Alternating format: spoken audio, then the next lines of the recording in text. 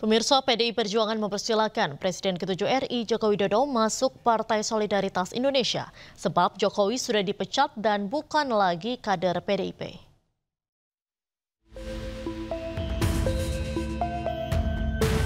Ketua DPP PDI Perjuangan Jarod Saiful Hidayat mempersilahkan Presiden ke-7 RI Joko Widodo untuk menentukan pilihannya termasuk menjadi Ketua Umum Partai Solidaritas Indonesia atau PSI.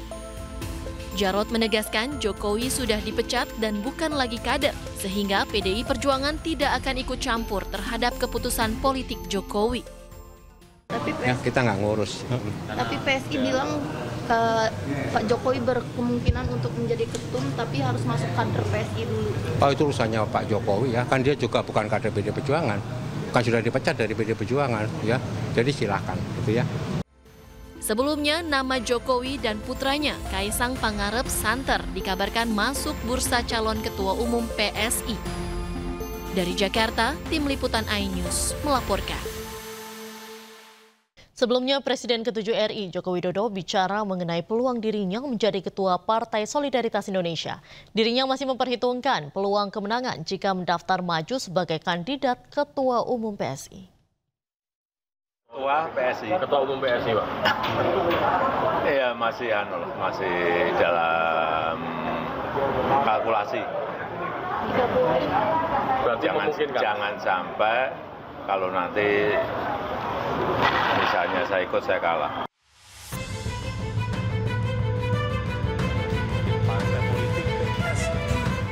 Itulah yang disampaikan Presiden ke-7 RI Joko Widodo soal peluang dirinya menjadi Ketua Umum Partai Solidaritas Indonesia atau PSI.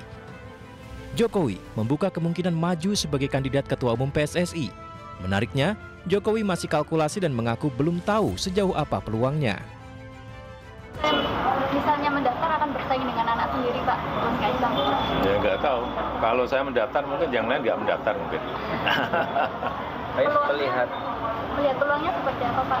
Ya belum tahu, karena ini kan yang saya tahu katanya mau pakai e-voting, one man one vote. Seluruh anggota diberi hak untuk memilih.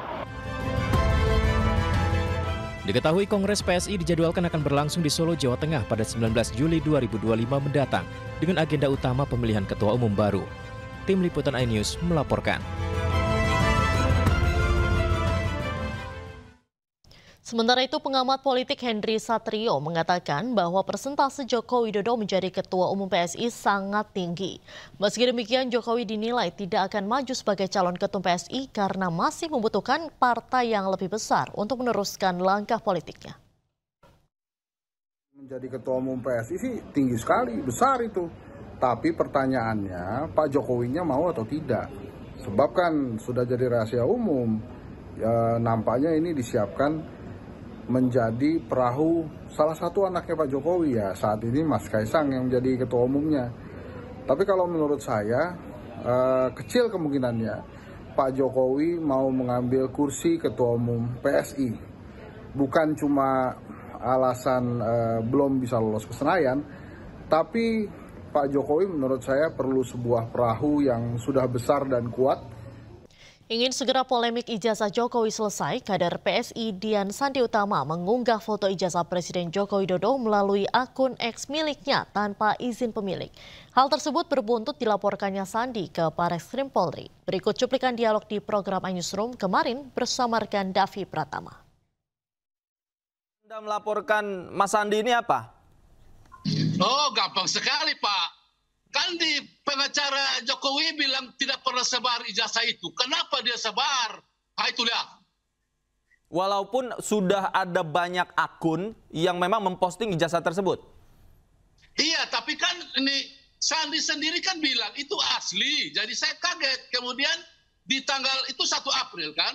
Di tanggal 2 April dia bilang aslinya ada di lemari Jokowi. Ya, berarti dia dengan Jokowi ini bersatu nih, atau dia diperalat Jokowi untuk supaya bisa mempengaruhi publik bahwa dia Jokowi punya ijazah. Itu yang saya mau perjuangkan. Apalagi dia ini sebar itu kan bagi saya salah lah. Karena saya sudah dapat informasi dari pengacaranya bahwa Jokowi tidak pernah sebar ijazah.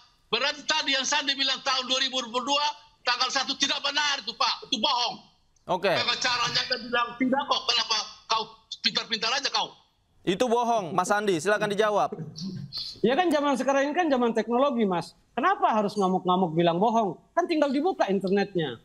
Itu ada di layar proyektor pada tahun 2022 dan termuat bukan hanya di satu media. Beberapa media nasional memuat itu loh, Pak. Kenapa harus ngamuk-ngamuk bilang itu bohong?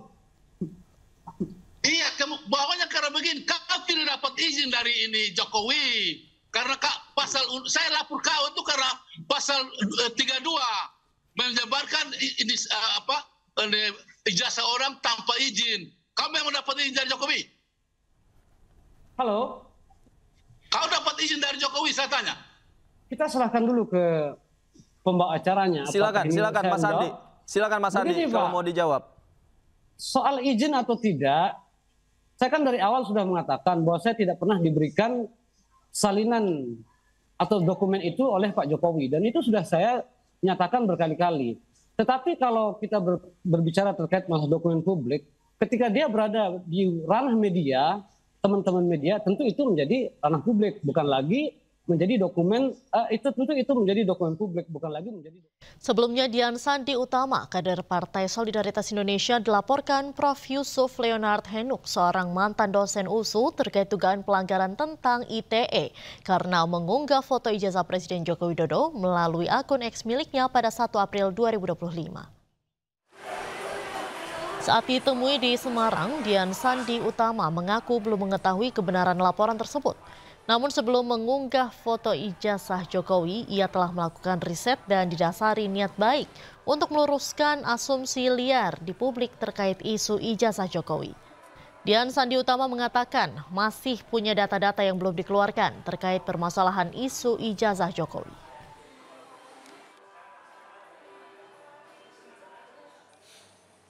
Pemirsa, nama ex-Menteri Komunikasi dan Informasi Menkominfo Budi Aristiadi terseret dalam kasus judi online di Kementerian Komunikasi dan Digital atau Komdigi. Budi diduga terlibat dalam perekrutan pegawai hingga menerima keuntungan sebesar 50% dari penjagaan website judi online. Nama Budi Ari disebut dalam dakwaan Jaksa Penuntut Umum di sidang dugaan judi online Komdigi di PN Jakarta Selatan Rabu 14 Mei 2025. Adapun terdakwa dalam sidang ini adalah Zulkarnain Apriliantoni, Adi Kismanto, Alwin Jabarti, Himas, dan Muhrijan alias Agus. Dalam dakwaan jaksa, Budi Ari diduga meminta rekannya Zulkarnain untuk mencari orang yang bisa mengumpulkan data website judi online. Zulkarnain kemudian mengenalkan sosok bernama Adi Kismanto untuk melakukan praktek penjagaan website judol dengan tarif 8 juta per website. Dari praktik ini, Budi Ari diduga menerima sebesar 50% dari keseluruhan website yang dijaga yang berjumlah 1.000 situs.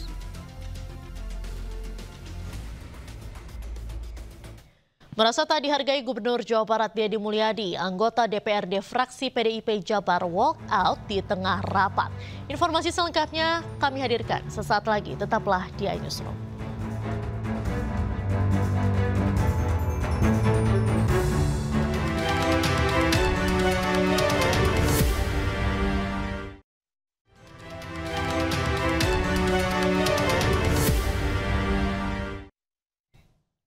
Anda kembali di iNewsroom, pemirsa. Warga Karo, Sumatera Utara membangun patung Jokowi senilai 2,5 miliar rupiah.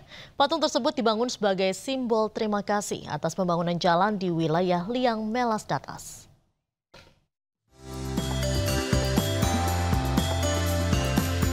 Warga Liang Melas Datas LMD Kabupaten Karo, Sumatera Utara membangun patung Presiden Republik Indonesia ke-7 Joko Widodo di area perbukitan. Dengan lahan seluas 2 hektar, monumen Jokowi yang dibangun warga Karo ini menghabiskan biaya sekitar 2,5 miliar rupiah. Pembangunan monumen ini bentuk tanda terima kasih warga Liang Melas Datas terhadap Jokowi yang telah memberikan pembangunan infrastruktur di kampung mereka. Kalau pembangunan patung, untuk ini patung sudah 100%. Jadi untuk lokasi patung yang kita namakan ini tamannya, atau yang di lokasi patung ini adalah amphitheater, ini sudah mencapai 75-80%.